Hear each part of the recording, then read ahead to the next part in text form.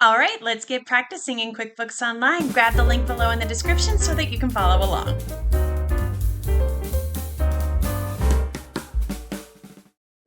All right, here we are in the QBO gym, and the QBO gym is a place where we have numerous exercises that simulate real-life scenarios that you may encounter as a bookkeeper. Every single month, we come out with a new set of exercises for you to practice and complete, and we break it down for you into 4 different sections. So today we are going to be working in the warm-up section for September.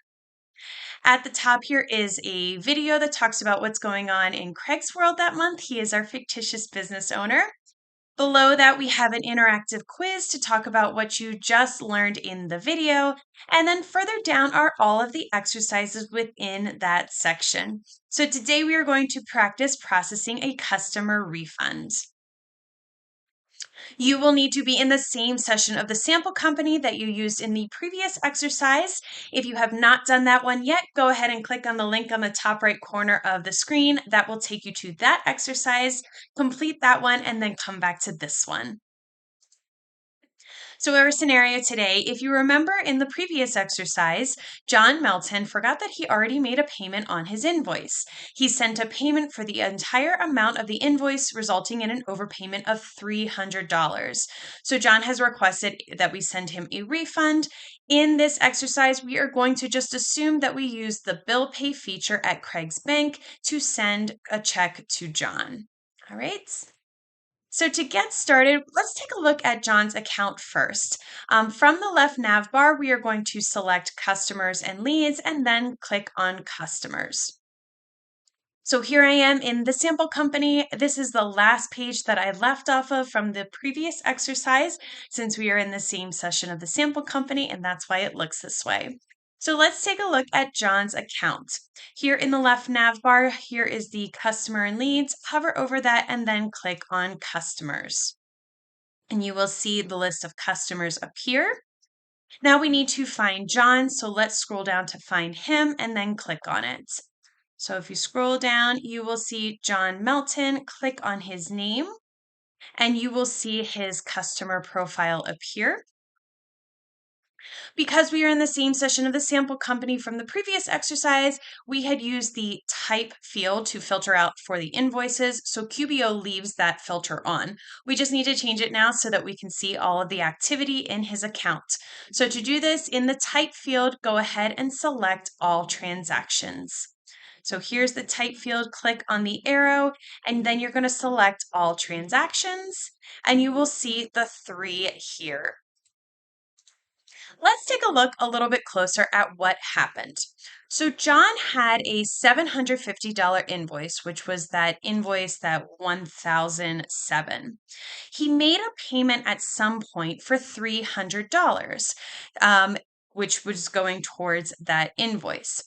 Then he must have forgotten that he made that partial payment because he sent you a check for $750, which is what this line is. It's that 00002 that he check that he had sent over from the previous exercise. And then this resulted in a $300 overpayment, which is why it says negative 300 here in the summary.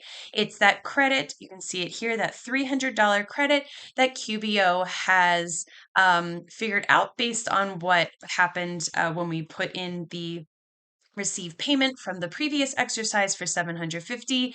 It resulted in that overpayment of $300, and so QBO just assumes that we want to have a $300 credit on John's account. However, John has specifically requested a $300 refund, and so we need to honor that. Sometimes, though, just keep in mind in real life, customers are willing to use the extra money toward a future invoice. So just keep that in mind. But since he asked for the refund specifically, we're going to go ahead and process it. So we need to record the refund, but in order to do this, we need to use an expense transaction to reflect that money is coming out of the business. But in the same way that Craig's owner draw isn't a true expense for the business, we need to handle it in a way that doesn't affect the profit and loss statement. So to get started, we're going to click on the plus new button and then select expense. So our plus new button here on the top left, under vendors, click on expense. and this form will appear. So we need to go ahead and fill it out. In the payee field, we need to select John. So we're going to click into the arrow. And if you're scrolling down, you'll see that when you get to like where Jay should be, he's not there.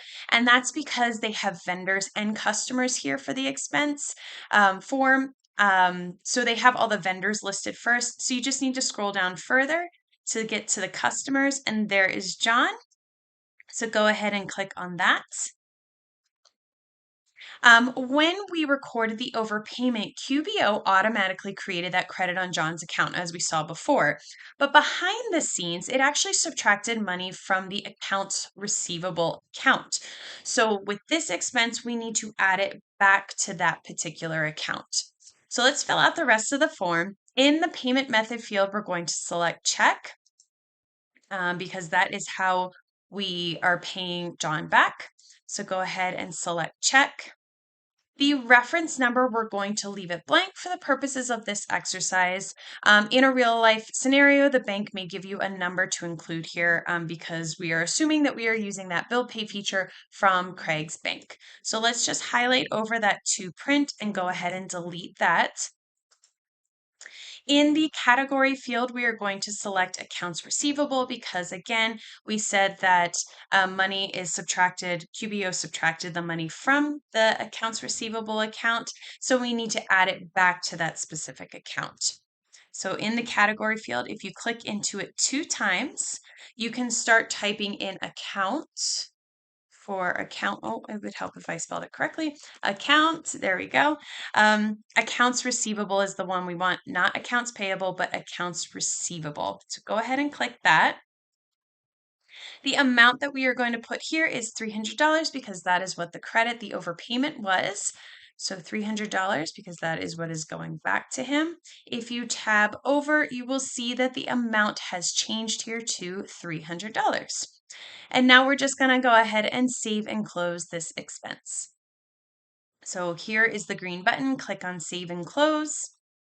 And now the check for that has been saved. And now we need to actually tie that refund that we just issued to the overpayment in the customer account. So to do that, we need to click on the plus new button and then select receive payment.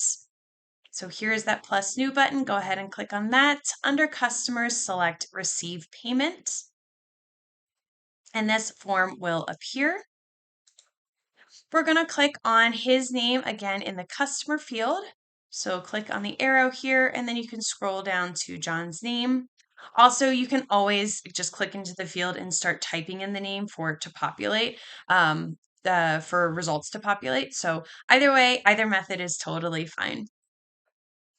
The payment method here, we're going to leave all of that information blank. QBO has automatically recognized that the refund check that we are just issued is going to offset the payment of John's account. So in a moment, we're going to take a look at his account and see what happened here to make sure that the balance is 0 and that everything is closed out. So we're going to go ahead and make sure that both are checked, which this is and this is because they are offsetting each other. This is the check that we just created, and this is that overpayment. So go ahead and click on the green Save and Close button. And now if we take a closer look at John's account, you will see that the balance that was negative $300 before due to the unapplied overpayment is now going to bring it back to 0. All of the transactions have now been paid or closed, and so we're done recording John's refund transaction. And you will see that here. Here is that summary. That open balance is now showing as 0, and all of the transactions here are showing now as paid or closed. And that is how you would process a customer refund. And if you have any questions or want to know more about the QBO Gym, just go ahead and click on the link below in the description. Be sure to leave this session of the sample company open as you will need it for the next exercise in this section where we add a vendor credit. And I will see you in the next video.